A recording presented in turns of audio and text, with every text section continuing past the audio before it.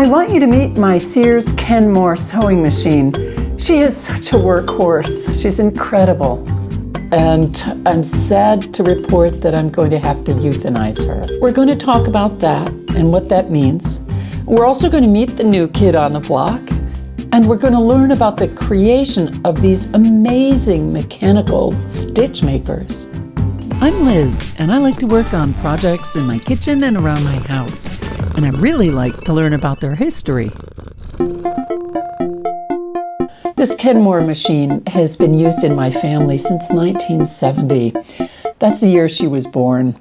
And there have been miles and miles of stitching on my part and other family members' parts. I would say we probably have gone maybe once, twice, or 3 times around the earth, whatever that distance is. I've made quilts, pillows, and curtains galore. I've made fleece vests, and I've even made naughty undergarments. But a few years ago, this beautiful machine seized up, and the man who repaired her said it would never zigzag again or do any other stitches other than forward and backward. And I've noticed in recent years that she's beginning to show some other signs of age. I started looking for a good used replacement. I wanted another Kenmore machine because I didn't want to have to figure out how to operate a different kind of machine, and this Kenmore has been great for my purposes. I found this picture of a box that supposedly contained a Kenmore sewing machine. So I sent this not so very, very friendly text, and the seller sent one back. Oh my God, it's never been opened in more than 2 decades, this machine, 2 decades. I'm never certain what I'm going to find when I purchase an item from someone I don't know. I tend to be trusting, and axe murderers are pretty much a thing of the past, yet their lore remains intact. So this is the seller's cat, who looks quite a bit like an owl. She's apparently somewhat famous and had this fluffy item made from her likeness. The seller, well, let's just call her Mrs. Kenmore, had opened the box the night before to send me pictures of it. This thing is pristine. 2 interesting things right off the bat about how sewing machines became mechanical helpers. First, there was fierce competition for patents related to almost every part of the machine as they were developed. And second, how does this thing actually work? It's magic. So it turns out that in 1846, a Massachusetts man named Elias Howe got a patent for a lock-stitch sewing machine that included 3 big things that are a part of every single sewing machine on the planet today. The first, the needle has a hole in the bottom of it. Second, a feed plate that could automatically push the fabric forward, keeping the stitch lengths consistent. And finally, it has a shuttle that allows bobbin thread in the bottom part of the machine to go around and up to meet the top thread. But listen to this. In 1755, a German man named Charles Wiesenthal got a patent related to sewing machines. His patent was actually for a sewing machine needle.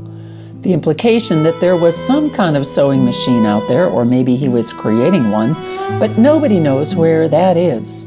Between then and 1846, there were all kinds of people trying to get patents related to parts of sewing machines, and there were patent wars. They were really contentious and left many inventors in the dust big time. But you could say maybe that happened because they were needling each other to death. Look where the shiny new to me object is now. It's so new, so unused. It still has a little piece of tissue paper put in place under the foot by the manufacturer to absorb any oil that may have found its way down. And it comes with this manual, which is a work of art. I read it from cover to cover, and I'm so glad to know I can still read. This booklet is so well written and so clear. I really appreciate that. Let's now bid farewell to the 1970 Kenmore. My beloved old Kenmore is destined as a donation in distant pastures. She might need some sprucing up, and she comes with a disability. She can no longer do a zigzag.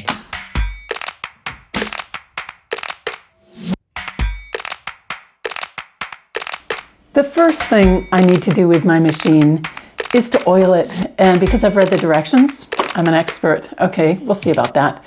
But I'm going to start with the bobbin area.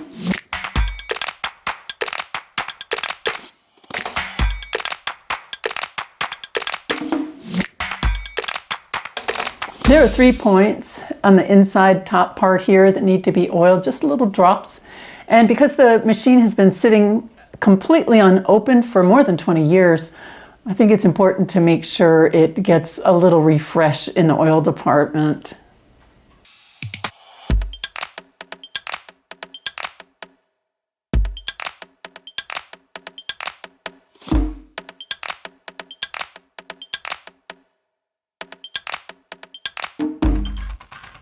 So here we go to thread the thing.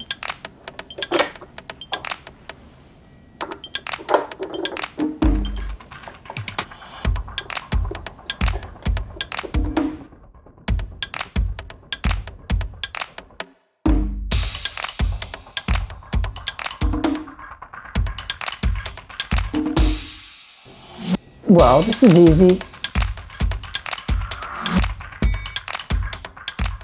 So I'm going to need some fabric to practice with on my new machine, and I'm going to seek it out where I keep scraps.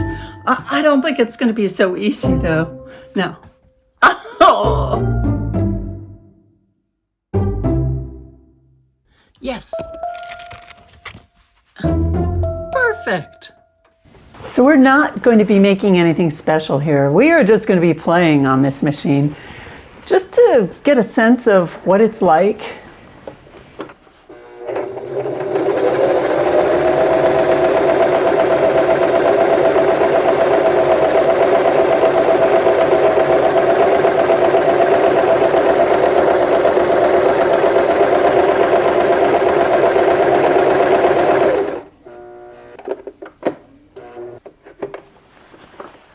When I sew, I'm reminded of the countless skirts and blouses and dresses and choral gowns and bridesmaids' dresses I made when I was much younger. And I also remember so fondly the Saturday afternoons I would spend with girlfriends where we would just hang out together and sew. I'm also remembering the intense frustration I felt when I would mess things up. For instance, the thread would get bunged up right in a delicate place in a pattern. Sometimes I would mix up instructions on a pattern, and also sometimes things wouldn't fit. I would break needles, and it was a lot of frustration. And I'm kind of like that still. I mess a lot of things up, and I always do, depending on the project, but I'm prone to messing things up. And yet, since they say you only learn from your mistakes, I must be a genius. Maybe, or maybe not.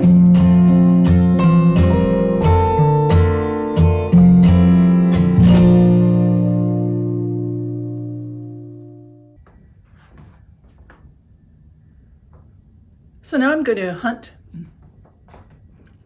I need some fabric to practice with the new machine. So I'm going to go seek some, I'm drifting.